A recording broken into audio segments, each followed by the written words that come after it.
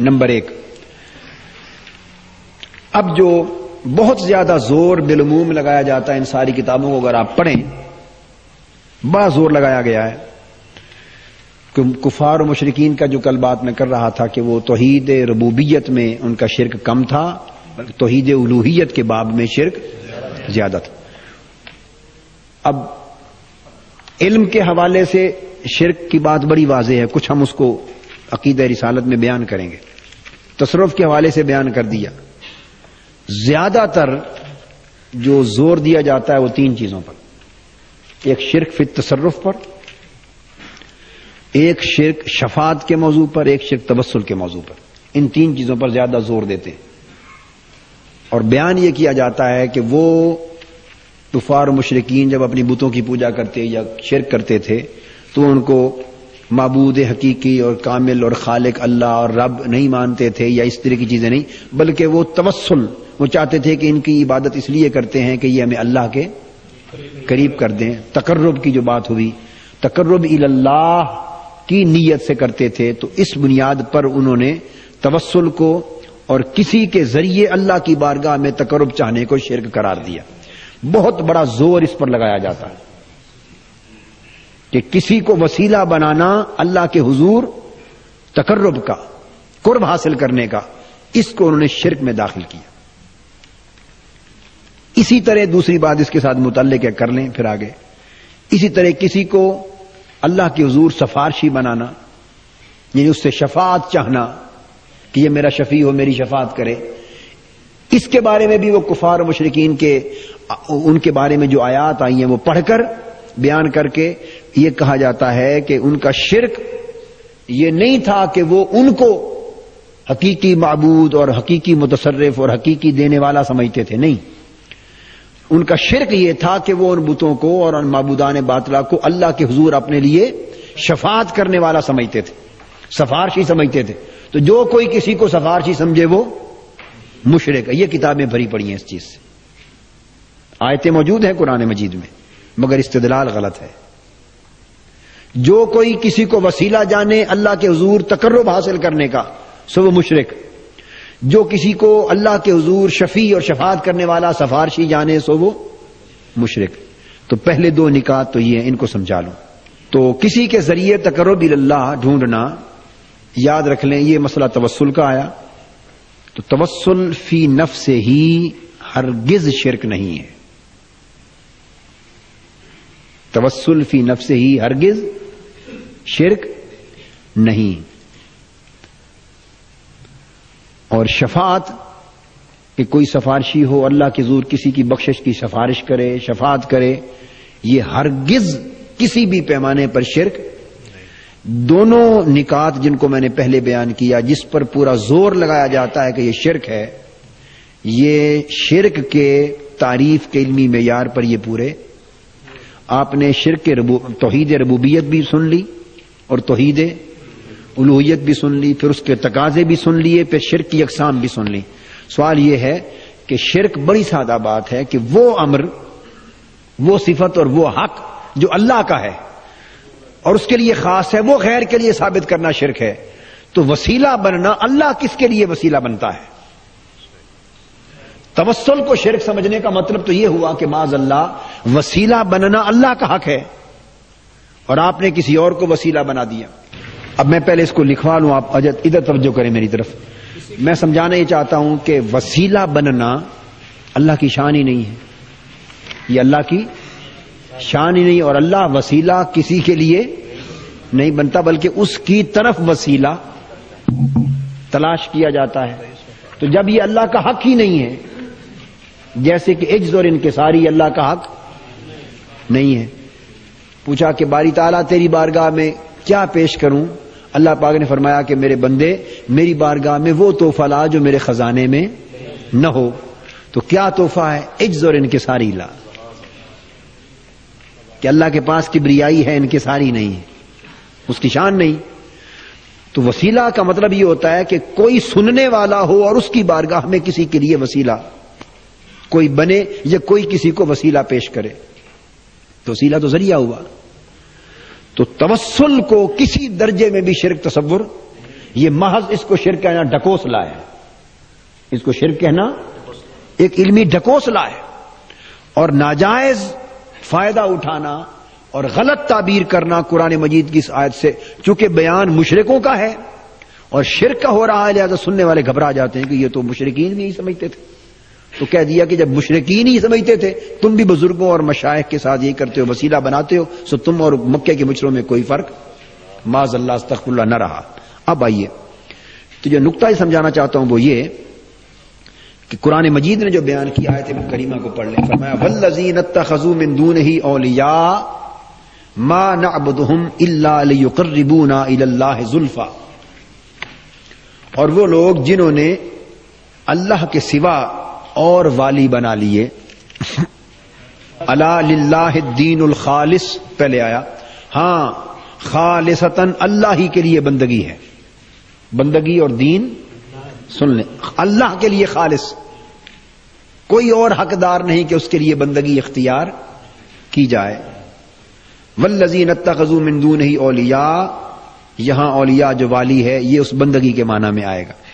اور وہ لوگ، وہ مشرک جنہوں نے اللہ کو چھوڑ کر اوروں کو والی بنایا، دوست بنایا، اور وہ پھر ان کی عبادت کرتے ہیں. تو وہ کیا کہتے ہیں؟ ما نعبدہم الا لیقربونا الی اللہ زلفی، وہ ان کی پوجا کرتے ہیں، عبادت کرتے تھے معبودان باطلہ کی، جھوٹے بتوں کی، تواغیت کی، جن کی بھی. ہم اس بحث میں بھی نہیں پڑتے. میں آپ کو مضبوط بنیاد پر چاہتا ہوں کہ آپ قائم ہوں، کمزور بنیادوں پر نہیں. ہر بات کا جواب یہ نہ بنائیں کہ بتوں کے لیے ہے، بتوں کے لیے ہے، چونکہ اگر وہ عقیدہ شرک ہے تو وہ بتوں کے لیے بھی شرک ہے اور غیر بت کے لیے بھی شرک ہے. لہذا بجائے کمزور بنیاد پر اپنے آپ کو کھڑا کرنے کے، علم کی مضبوط بنیاد پر کھڑا کیا. جس کی بھی عبادت کرتے تھے، ان سے جب پوچھا جاتا مشرکین مکہ سے کہ تم ان بتوں کی عبادت کیوں کرتے ہو، وہ کہتے ما نعبدہم الا لیقربونا الی اللہ زلفی، بھئی ہم ان کی عبادت صرف اس لیے کرتے ہیں تاکہ یہ ہمیں اللہ کی بارگاہ میں قرب دلا دیں، اللہ کے قریب کر دیں.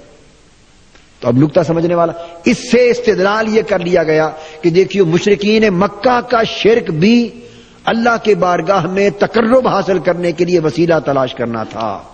تو کتنا بڑا ظلم اور زیادتی ہوئی قرآن مجید کی آیت کے ساتھ. آیت کیا بتا رہی؟ آیت بتا رہی ہے، آیت نے کہاں بیان کیا کہ لیقربونا الی اللہ زلفی شرک ہے. شرک تو پہلے بیان ہو گیا، ما نعبدہم، وہ معبودان باطلہ کی عبادت کرتے تھے، یہ شرک تھا. ان سے کہا جاتا کہ تم عبادت کیوں کرتے ہو، یہ شرک کیوں کرتے ہو. وہ اپنے شرک کو جائز ثابت کرنے کے لیے توسل کی دلیل کا سہارا لیتے تھے. بھئی ہم ان کو معبود نہیں سمجھتے، یہ نہیں ہم ان کی عبادت کرتے ہیں تاکہ اللہ کے حضور یہ ہمیں قرب دلا دیں. اللہ پاک نے فرمایا کہ تقرب اللہ کے حضور شرک کے عمل سے تلاش کرنا یہ ناممکن ہے. تقرب کے لیے کوئی وسیلہ تلاش کرنا ہے تو اسے تلاش کرو جسے میں پسند کرتا ہوں. شرک تو مردود شے ہے، تم اسے میری بارگاہ میں وسیلہ لاتے ہو. اس آیت کریمہ نے تو دراصل شرک کو وسیلہ لانے کی نفی کی. عبادت شرک ہوا نا. ما نعبدہم، ہم ان کی عبادت کرتے ہیں، یہ نقطہ نہیں سوچا جائے، ہم ان کی عبادت کرتے ہیں. یہاں اقرار شرک ہوا. اور وہ جو شرک کرتے تھے اس کے جواز کی دلیل کے طور پہ کہنے لگے. ان کو معلوم تھا کہ توسل اللہ کے ہاں جائز ہے، ان کو معلوم تھا کہ توسل اللہ کے ہاں جائز ہے، اور اللہ کے لیے بارگاہ میں تقرب ڈھونڈنا اور کسی کے ذریعے تقرب ڈھونڈنا جائز ہے. سو انہوں نے جانتے ہوئے کہ یہ دلیل جائز ہے، اس دلیل سے اپنے مشرکانہ عمل کو سچا ثابت کرنے کی کوشش کی. اللہ پاک نے اسے رد فرما دیا، قبول نہیں فرمایا. اب رد تو شرک کی ہو رہی ہے اور ان کی دلیل کو شرک کے جواز میں قبول نہیں کیا جا رہا. اور ظلم کی انتہا یہ کہ جس کو انہوں نے جواز کی خاطر بطور دلیل پیش کیا، آپ نے اس تقرب کے لیے توسل کو شرک بنا ڈالا. تو توسل کو وہ عبادت غیر اللہ کے جواز کے لیے دلیل کے طور پہ پیش کرتے جسے رد کر دیا گیا. اور یہ دلیل فی نفس ہی جائز بھی ہو تو اس سے شرک جائز نہیں ہو سکتا. غیر اللہ کی عبادت جائز، بے شک تقرب اللہ کے لیے کرو، توسل کے لیے کرو، یہ عقیدہ ہمارا بھی کسی غیر کو سجدہ کرنا تبسلاً، تقرباً، تعظیماً، عبادتاً کسی بات میں بھی جائز نہیں ہے. تو مشرکین کی بات اور تھی، اور مسلمانوں کو جب اولیاء اللہ کو، انبیاء علیہ السلام کو، بزرگان دین کو ان کا توسل کرتے ہیں اور ان کو وسیلہ بناتے ہیں تقرب اللہ کے لیے، اس میں اور مشرکین کے اس عمل میں کوئی تعلق نہیں. وہ عمل شرک تھا، یہ عمل مقبول ہے. پہلی بات تو یہ. آگے ہم اس کی تفصیل میں آئیں گے.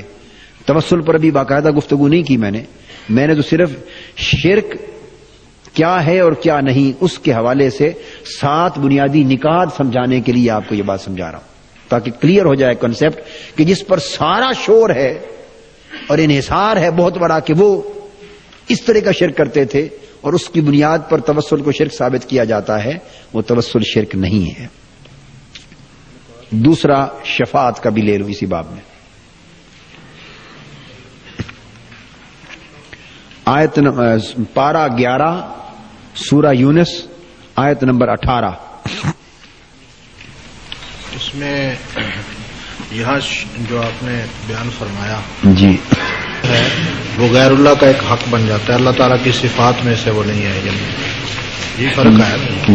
تو وہ جو آیت ہے واتقوا اللہ الذی تساءلون بہ والارحام، وہ واسطہ دے کے اللہ کا نام دے کے سوال کرنا، جی وہ اس کا کیا معنی ہو؟ وہ اللہ کا نام، توسل میں اللہ کے نام سے بھی توسل جائز ہے، نام سے جائز ہے وسیلہ، اللہ سے سوال کرنا، دیگر سے سوال کر، اللہ کے نام سے، صفات سے، ذکر سے، بہت ساری اقسام ہیں، اللہ کی ذات نہیں. آیت ہے اس کو بھی، اب اس میں بھی بنیاد یہ بنائی انہوں نے کہ وہ سفارشی ڈھونڈتے تھے، کچھ شفاء انہوں نے شفیع بنا رکھے تھے، اور اس کو شرک کہتے ہیں کہ یہ اللہ کی بارگاہ میں سفارشی ڈھونڈنا یہ مشرکین مکہ کا شرک تھا. تو آئیے اس کو بھی دیکھ لیتے ہیں. قرآن مجید اس کا بھی بالکل وہی معاملہ ہے جو پہلے توسل کے باب میں، یہ بھی معاملہ اسی طرح کا ہے. یہی وہ آیتیں ہیں جو کوٹ کرتے ہیں اور انہی آیتوں کے اندر جواب ہے پھنس جاتے. فرمایا وَيَعْبُدُونَ مِن دُونِ اللَّهِ مَا لَا يَضُرُّهُمْ وَلَا يَنْفَعُهُمْ وَيَقُولُونَ هَؤُلَاءِ شُفَعَاؤُنَا عِندَ اللَّهِ قُلْ أَتُنَبِّئُونَ اللَّهَ بِمَا لَا يَعْلَمُ فِي السَّمَاوَاتِ وَلَا فِي الْأَرْضِ سُبْحَانَهُ وَتَعَالَى عَمَّا يُشْرِكُونَ. ارشاد فرمایا کہ وہ اللہ کے سوا غیروں کی عبادت کرتے. یعبدون من دون اللہ، شرک بیان ہو گیا. یہی جواب ہے اس کا. اگر آپ قرآن سے تعلق رکھیں تو کتنا آسان کام ہے، مگر یہ سارے مصیبتیں اس لیے پیدا ہوتے ہیں کہ قرآن تو پڑھنا نہیں. تو جب اگلے کی بات سنی اور اس نے کہہ دیا یہ قرآن میں ہے، بس گھبرا گئے. اتنی یعبدون من دون اللہ، شرک یہ ہے. جو آگے بات آ رہی ہے وہ شرک نہیں ہے. وہ اس شرک کو جائز ثابت کرنے کے لیے اور اس کی ضرورت بیان کرنے کے لیے بطور دلیل کوٹ کرتے تھے. اللہ پاک نے شرک کے جواز کے لیے اس دلیل کو قبول نہیں فرمایا. وہ سادہ سی بات ہے. مثلا کوئی کہے، شرابی سے پوچھیں آپ شراب کیوں پیتے ہیں، کہے جی غم غلط کرنے کے لیے پیتا ہوں، دکھی بہت ہوں، دنیا کے غم ہیں، ذرا غم مٹانے کے لیے پیتا ہوں. شریعت کہے گی کہ غم مٹانا جائز بات ہے، مگر شراب کے ذریعے مٹانا قبول نہیں ہے. شراب کے ذریعے مٹانا قبول، ہاں اگر مٹانا ہے تو نماز کے ذریعے مٹا. الا بذکر اللہ تطمئن القلوب، اللہ کے ذکر کے ذریعے مٹا. اللہ اور اللہ کے محبوب صلی اللہ علیہ وسلم کی محبت اور یاد کے ذریعے مٹا. غم مٹانا درست ہے کہ غم کو مٹاؤ، دل میں جگہ نہ دو، مگر شراب جیسے ناپاک عمل کے ذریعے نہیں. تم کہتے ہو ہم انہیں شفیع بناتے ہیں، ہاں جو اس حقدار ہو کہ اللہ کی بارگاہ میں شفیع بنے، بے شک ان کی شفاعت تلاش کرو، حق ہے، مگر شرک کی خاطر شفاعت کی دلیل قبول نہیں ہے. اس لیے عبادت کرتے ہیں، سجدے کرتے ہیں کہ ہمارے شفیع بنے. اب ان کی شفاعت کا مسئلہ توجہ طلب ہی نہ رہا. کیا توجہ طلب ہی نہ رہا، دلیل ساکت ہو گئی کیونکہ شرک آ گیا. فرمایا کہ وہ شرک کرتے ہیں اور عبادت کرتے ہیں ان کی جو کوئی نفع نہیں پہنچا سکتے، نقصان نہیں پہنچا. یہ بات میں نے آپ کو سمجھا دی تھی. اور پوچھا جائے کیوں کرتے ہو، وَيَقُولُونَ هَؤُلَاءِ شُفَعَاؤُنَا عِندَ اللَّهِ، تو کہتے ہیں کہ یہ اللہ کے ہاں ہمارے سفارشی. اور اس کو دلیل جواز شرک بنانا چاہتے ہیں، اللہ پاک نے اس کو رد فرما دیا۔ اس کو تو آپ نے دیکھا کہ جس کو کفار و مشرکین نے اپنے شرک کے جواز کی دلیل کے طور پہ لائے، کیوں لائے یہ بھی سن لیں۔ چونکہ وہ عہد رسالت مآب صلی اللہ علیہ وسلم میں رہتے تھے اور قرآن مجید ان کے پاس اترتا تھا، ان کے سامنے وہ سنتے تھے، اور ملت ابراہیمی کی تعلیمات بھی معلوم تھی، وہ جانتے تھے کہ شفاعت حق ہے اللہ کے حضور، اللہ کے حضور شفاعت حق ہے، اللہ شفاعت کو مانتا ہے۔ تو ایسی دلیل پیش کی جسے وہ مانتا ہے کہ شاید رحم آ جائے کہ اچھا یہ میری بارگاہ میں شفاعت تلاش کرنے کے لیے کرتے ہیں، چلو تمہارا یہ عمل معاف کر دیا، نہیں مگر وہ رد کر دیا گیا کہ شرک کیسے معاف کروں، ان اللہ لا یغفر ان یشرک بہ ویغفر ما دون ذلک لمن یشاء۔ شرک تو معاف نہیں ہو سکتا، خواہ تم شفاعت کی نیت سے کرو، خواہ توسل اور تقرب کی نیت سے کرو۔ بس اتنی بات تھی جس پر ہنگامہ حشر بپا ہے۔ اب تیسرا نقطہ آ جائیے، جس قدر آیات کفار و مشرکین کے لیے نفی شفاعت کی آئی ہیں،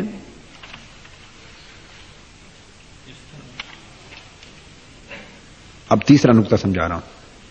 اب وہ اس کو شرک ثابت کرنے کے لیے شفاعت کو، اس کی نفی کے لیے تمام آیات ایسی قرآن مجید میں جس کی درجنوں بیسیوں آیات کریمہ ہے، تو مضمون ایک ہی ہے۔ آپ آیتیں 50 پڑھ دیں اور کہیں کہ قرآن مجید میں اتنے مقامات پر یہ شرک کہا گیا ہے، اب یہ ایک بات ہے، بات صرف ایک ہے کہ کفار و مشرکین کے لیے نفی شفاعت ہے۔ کفار و مشرکین کے لیے شفاعت نہیں ہوگی، کفار و مشرکین کے لیے قیامت کے دن کسی کی شفاعت قبول نہیں کی جائے گی، کفار و مشرکین کے حق میں شفاعت مقبول نہیں ہو، ایک بات ہے۔ اب وہ تمام آیات وہ کیا کرتے ہیں، یعنی اس طرح کی تمام آیات کو بیان کرنا شروع کر دیں گے۔ ولا يقبل منها شفاعت ولا يؤخذ منها عدل، ولا يقبل من عدل ولا شفاعت، نہ کسی کا بدلہ قبول کیا جائے گا نہ شفاعت۔ لیس لهم من دونه ولی ولا شفیع، اور اللہ کے سوا کوئی نہ ولی ہے مددگار کسی کا ہے اور نہ کوئی شفیع۔ یہ لیس لها من دون اللہ ولی ولا شفیع، تمام آیتیں قرآن مجید کی جس میں نفی کی گئی کہ ان کی نہ کوئی شفاعت ہوگی، نہ ہدیہ ہوگا، نہ بدلہ ہوگا، نہ معاوضہ ہوگا، کچھ بھی نہیں، پڑھ کے تو شفاعت کی نفی کر دی، اور ہؤلاء شفعاؤنا عند اللہ پڑھ کے اس کو شرک بنا دی۔ یہ ہے کل مبدأ استدلال۔ آیتیں اس پر بیسیوں پڑھ لیں اول سے آخر تک، قرآن مجید میں اس باب پر سوائے ان دو چیزوں کے تیسرا موضوع کوئی نہیں۔ یہ بات طے کر کے لکھ لیں، ان دو چیزوں کے سوا اس باب شفاعت پر کوئی تیسرا موضوع نہیں۔ اس سے وہ نفی شفاعت لیں گے، کلیتاً انکار شفاعت کریں گے۔ جب انکار شفاعت کر دیا کہ شفاعت ہے ہی نہیں، تو جب جو چیز ہے ہی نہیں، اب آ گئے اس طرف کہ وہ یہ کہاں سے نکلا، یہ مشرکین کہتے تھے کہ یہ ہمارے شفاعت کرنے والے ہیں، اس کو شرک بنا دیا۔ تو اس لیے میں عرض کر رہا ہوں، جس قدر آیات کفار و مشرکین کے لیے نفی شفاعت کی آئی ہیں، ان سے شفاعت کا شرک ہونا ثابت نہیں ہوتا۔ اب یہ جو آیتیں میں نے اب پڑھ کے سنائی، شفاعت کا شرک ہونا ثابت کہیں بھی نہیں ہوتا، بلکہ کفار کا اس نعمت سے محروم ہونا بیان ہوتا ہے۔ کفار و مشرکین کا اس نعمت سے محروم کیا جانا، اور جو ان کے معبودان باطلہ ہیں، وہ جھوٹے معبود، تواغیت، اوثان، بت، جھوٹے معبود جس کی پوجا کرتے تھے، ان کے عدم استحقاق شفاعت کی تصریح کی گئی ہے کہ انہیں شفاعت کرنے کا کوئی حق نہیں ہوگا اور ان کی شفاعت مقبول نہیں ہوگی، اور کفار و مشرکین کو کسی کی شفاعت نفع، تین چیزیں ہیں ساری۔ ان تمام آیات کا مفاد فقط اتنا ہے، اس سے کہیں شرک ثابت نہیں ہوتا، اور نہ مطلقاً تصور شفاعت کی نفی ہوتی۔ چوتھا، ایک وہ یہاں ایک اور دلیل لاتے ہیں جس سے شفاعت کو شرک ثابت کرتے ہیں، وہ آیت کریمہ ہے قل للہ الشفاعۃ جمیعا لہ ملک السماوات والارض، یہ پارہ 24 سورہ زمر آیت نمبر 44، سورہ زمر پارہ 24 آیت نمبر 44۔ دو آیتیں میں اس میں اور دینا چاہتا ہوں۔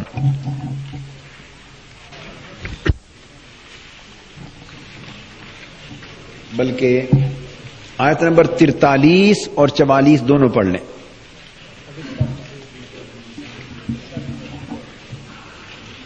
جس سے وہ شفاعت کو شرک بناتے ہیں. ارشاد میں ام اتخذوا من دون اللہ شفعاء قل اولو کانوا لا یملکون شیئا ولا یعقلون. کیا انہوں نے اللہ کے مقابل، تو من دون اللہ کا جو لفظ ہے وہ ہر جگہ موقع محل کے مطابق ایک مفہوم رکھتا ہے. جہاں دائرہ اور مراد اس کا اور اس کا اطلاق ہر سیاق و سباق کے حوالے سے متعین ہوتا ہے، وہاں من دون کا اصل بنیاد معنی ہوتا ہے پست، نیچے.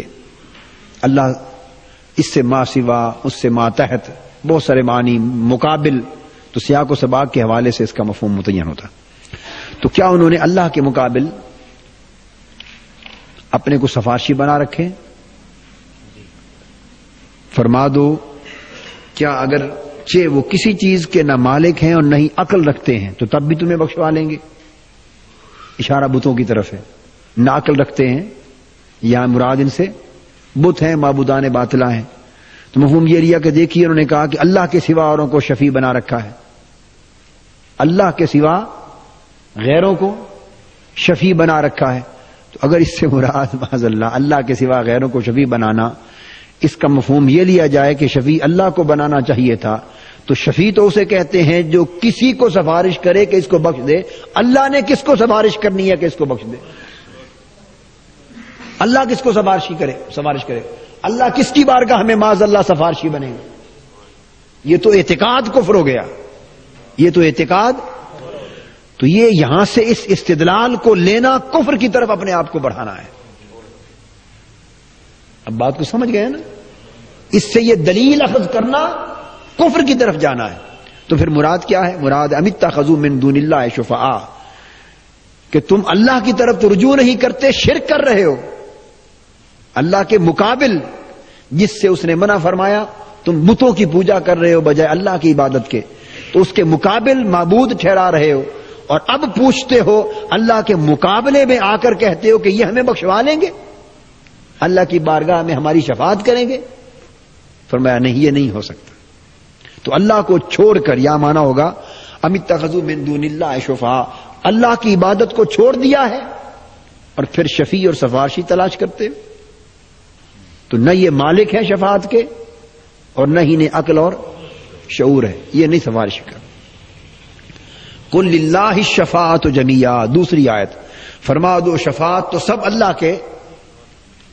اب جو کہا جاتا ہے اللہ کے لیے ہے، استعمال شفاعت کو پھر اللہ کے لیے ثابت کرنا، اگر اس معنی میں لیں گے پھر کفر بنے گا. اس معنی میں لیں گے پھر کفر بنے گا. تو کیا معنی ہوا؟ مطلب یہ ہے کہ شفاعت ایک ایسی نعمت ہے، ایک ایسا حق ہے، ایک ایسا اذن ہے جو اللہ کے ہاتھ میں ہے. یعنی جسے وہ چاہتا ہے وہ شفیع بنتا ہے، جسے اللہ چاہتا ہے وہی شفاعت کرنے کے قابل ہوتا ہے، اور جسے اللہ نہیں چاہتا وہ شفیع یعنی شفاعت کرنے والا نہیں بن سکتا. یہ ہے قل للہ الشفاعۃ جمیعا کا معنی. من ذا الذی یشفع عندہ الا باذنہ، کون ہے جو اللہ کے حضور شفاعت کرے اور سفارش کرے سوائے اس شخص کے کہ جس کو اللہ کا اذن ہو. تو یہ ہے للہ الشفاعۃ جمیعا کا معنی کہ ساری شفاعت کا حق دینا، شفاعت کا حق، شفاعت کرنے کا حق دینا، یہ اللہ کے ہاتھ میں. جسے اللہ چاہے گا وہ شفیع ہوں گے، جسے نہیں چاہے گا وہ شفیع. لہذا تمہارا مقرر کر لینا کہ ہمارے معبودان باطلہ ہمارے شفعاء ہوں گے، یہ لغو ہے. لہ ملک السماوات والارض ثم الیہ ترجعون. یہ دو آیتیں تھیں جن پر آگے اس کو مدار رکھا جاتا ہے. پانچواں یہ کہ اگر توسل اور شفاعت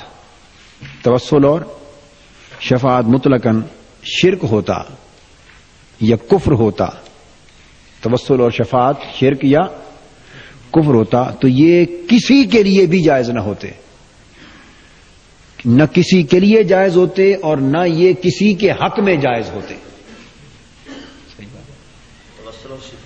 اگر توسل اور شفاعت کفر و شرک ہوتے تو نہ کسی کے لیے جائز ہوتے اور نہ کسی کے حق میں جائز ہوتے. کلیتاً کہ شرک ہر کسی کے لیے شرک ہے اور ہر ایک کے حق میں شرک.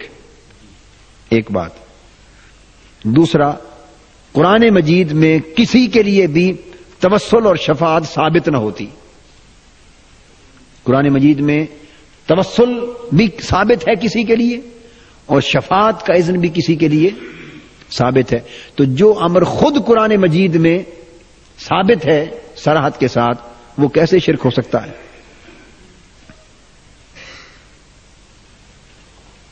اگر یہاں کوئی یہ اعتراض کرے، اس کا جواب ہم الگ دیں گے، مگر یہاں کوئی یہ اعتراض کرے جی کہ ہم تو یہ کہتے ہیں کہ وہ قیامت کے دن عین موقع پر اذن شفاعت دیا جائے گا، اور پہلے تو کسی کو یہ حق ہی نہیں ہے، تو اس لیے وہ کہے کہ آپ کوئی اور حق مانے تو مشرک ہوا.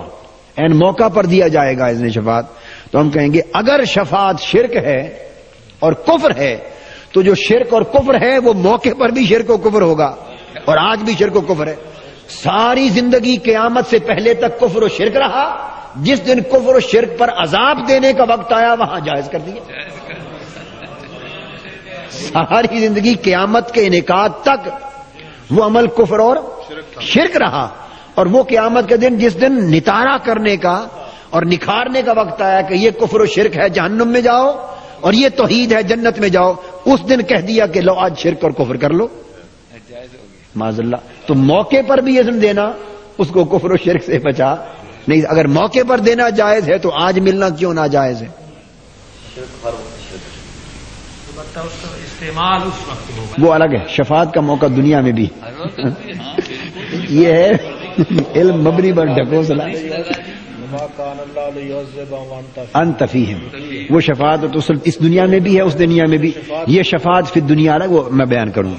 شفاعت فی الدنیا الگ ہے، شفاعت فی الآخرت الگ ہے. اچھا، نمبر 4، جو امر کفار و مشرکین کے لیے ممنوع ہو کہ ان کے حق میں شفاعت قبول نہیں ہوگی اور وہ متقین کے لیے ثابت ہو تو اسے شرک کیسے کہا جا سکتا ہے؟ مشرکین اور کفار کے لیے ممنوع اور متقین کے لیے اور مومنین کے لیے، مومنین اور متقین کے لیے ثابت ہو تو وہ شرک سب کے لیے ہوتا ہے. یہ نہیں کہ ایک طبقے کے لیے شرک اور ایک طبقے کے لیے جائز، ایسا کبھی نہیں ہوتا. 4 چیز. 5ویں چیز اسی باب میں، جو غیر معذون کے لیے ممنوع ہو شفاعت کرنا، غیر معذون کے لیے جس کو اذن نہیں ہے.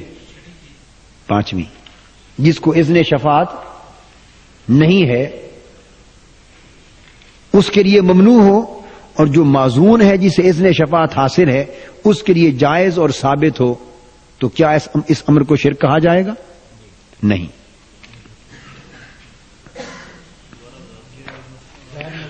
قرآن مجید نے جگہ جگہ فرمایا نا کہ اس طرح وہ آیت میں نے پڑھی، باقی ہم الگ آئیں گے آیات پر، مگر اس کو ایک ہی آیت سے سمجھ لینا. من ذا الذی یشفع عندہ الا باذنہ. یہ کون ہے جو اللہ کے حضور شفاعت کرے سوائے اس کے جسے اللہ نے شفاعت کا اذن دیا ہو.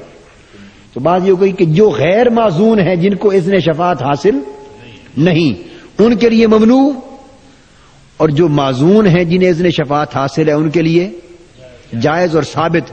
تو ایسا امر کیسے شرک ہو سکتا ہے؟ دوسری بات، پہلا دیکھیے، پہلا تھا مشفوع لہو کے لیے. 5واں نقطہ ہے شافع کے لیے. پہلے کہا تھا جن کے حق میں شفاعت کی جائے گی یا جن کے حق میں شفاعت نہیں کی جائے گی. اس میں کہا تھا کہ جو کفار اور مشرکین کے حق میں ممنوع ہو اور مومنین اور متقین کے حق میں جائز اور ثابت ہو تو وہ شرک نہیں. اب دوسرے نقطے میں فرق یہ ہوا، یہ تھا وہ تھا جن کے لیے شفاعت کی جائے گی آیا مقبول ہے یا نہیں. اب نقطہ بیان کر رہے ہیں کہ جو شفاعت کرنے والے ہوں گے، کون شفاعت کرنے والے ہو سکیں گے اور کون شفاعت کرنے والے نہیں ہو سکیں گے، معذون اور غیر معذون. تو یہاں یہ امتیاز آ گیا تو وہ شرک نہ رہا. اذن سے الف زال نون اذن، اذن سے معذون اور غیر